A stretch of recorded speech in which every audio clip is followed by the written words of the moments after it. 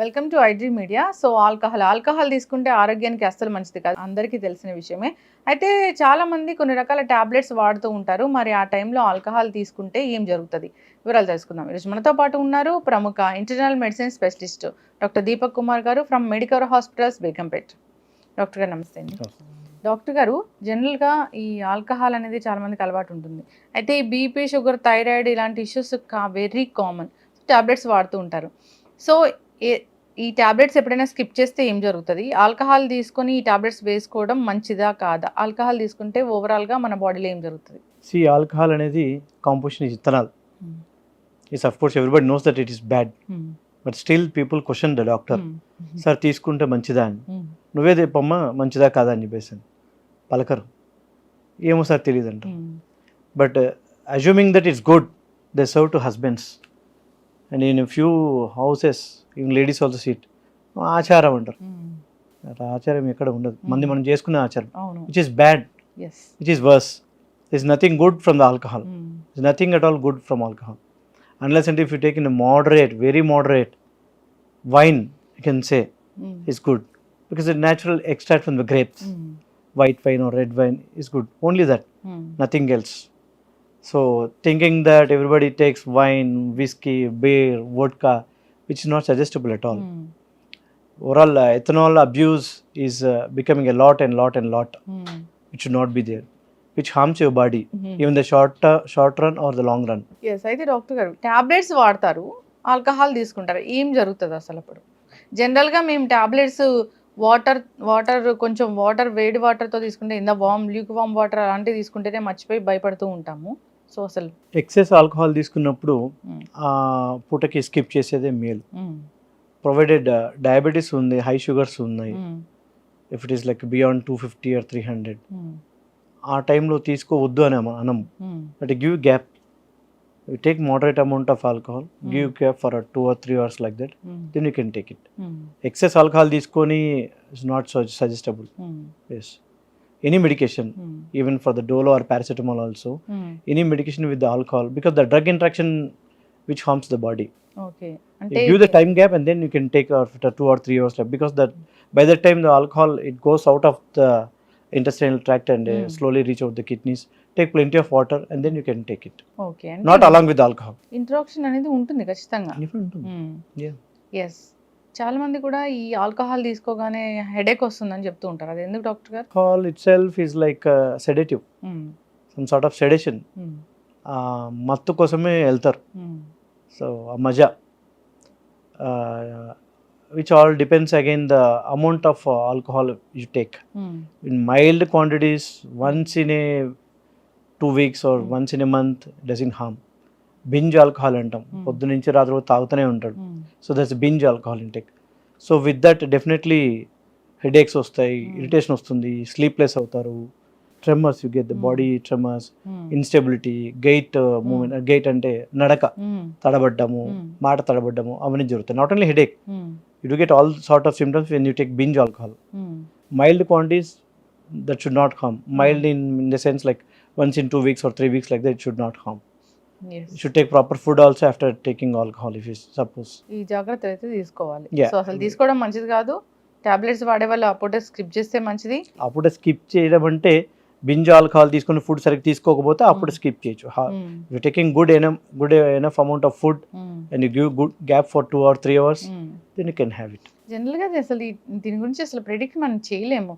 తీసుకోవచ్చా, ఒక గంట తర్వాత తీసుకోవచ్చా, గంట అసలు ఇలాంటి ఆల్కహాల్ ఇలాంటివి తీసుకోకపోవడమే మంచిది. ఈ డయాబెటీస్, షుగర్, బీపీ ఉన్న వాళ్ళు. It doubles your risks. కిడ్నీల మీద చాలా ప్రభావం చూపిస్తుంది అంటారు, అది ఎలా doctor garu? Not only in the kidneys, overall the heart and brain and the blood vessels. It harms mainly exactly in the liver. Liver is the main vital organ in the body, which helps in the digestion of your body.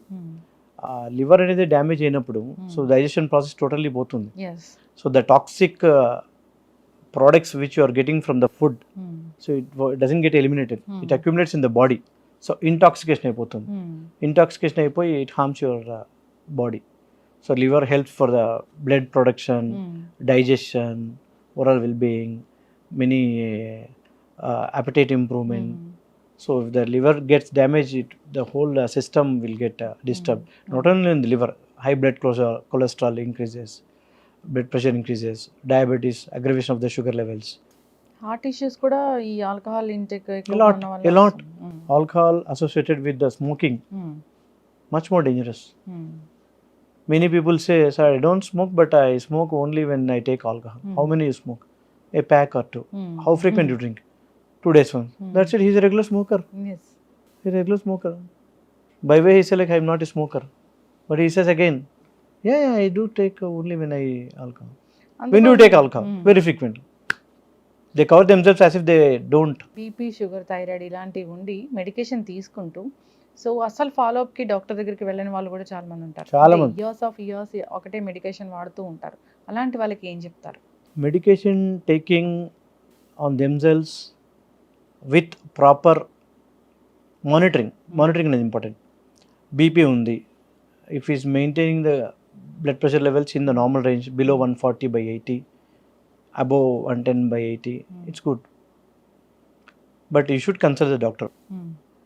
Why I say, you do take your blood pressure is controlled and your sugars are controlled.